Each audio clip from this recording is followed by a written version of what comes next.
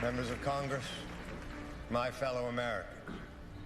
At the very beginning of my presidency, in the shadow of that terrible, fateful night, I spoke to you, and I promised absolute transparency, absolute truth.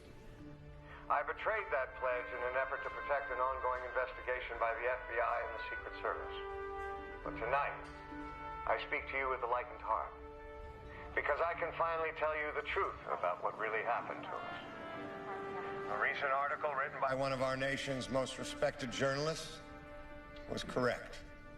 Al-Sakar did not attack our capital, even though at the time overwhelming evidence suggested just that. We can tell you now with absolute certainty that this horrific act was carried out by a domestic terror group led by a man named Patrick Lloyd. Lloyd and his followers believed that American greatness was in its decline, and that somehow we were no longer heirs to the generations that pushed back the tide of fascism, put men on the moon, and relegated the Berlin Wall to the pages of history. In short, these people believed that our best days were behind us, and that they themselves knew better how to remake our country. They were wrong. In every possible way. They debased the American dream and disrespected the incredible sacrifices made by so many to build and sustain our nation. And even though the fabric of America may have been frayed by their violence and hatred, I stand here rejoicing in the fact that it was never torn. In a time of unprecedented fear, we did not abandon one another, nor did we abandon our ideals, our sense of community, our commonalities. From the first responders who answered the call, racing into the flames when tragedy struck, to the men and women who fulfilled their civic duties by casting their ballots even under the threat of attack, our better angels have shined through. Now, I know that there are times when our country appears to be divided, but I have seen the one thing that will bind us together forever. Love. Love of country. Love of hope. Love of dreams, love of life, liberty, and the pursuit of happiness. I am a husband, I am a father, and I am a son of this nation, and never before have I been more proud, more optimistic.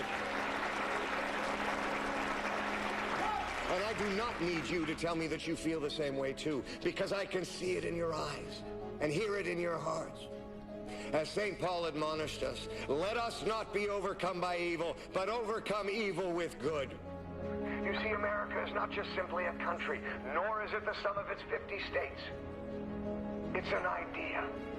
A bold and righteous idea, a guiding light that can never be extinguished.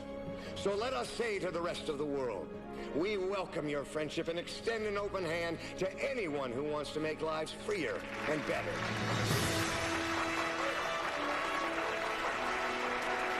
For those who oppose us, I can only simply warn you, your days are numbered, for our time has come. I say again, our time has come. And to the American people, let me say that it has been the privilege of my lifetime to serve you, and I promise to continue serving until I am asked of service no more.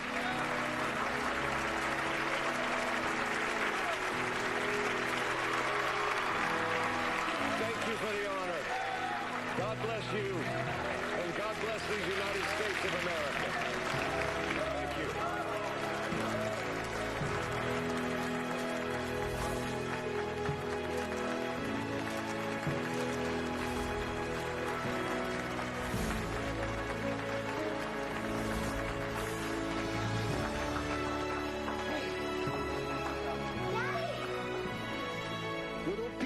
Oh my gosh, what are you doing here, Leo? Mom brought us. I couldn't keep him away any longer.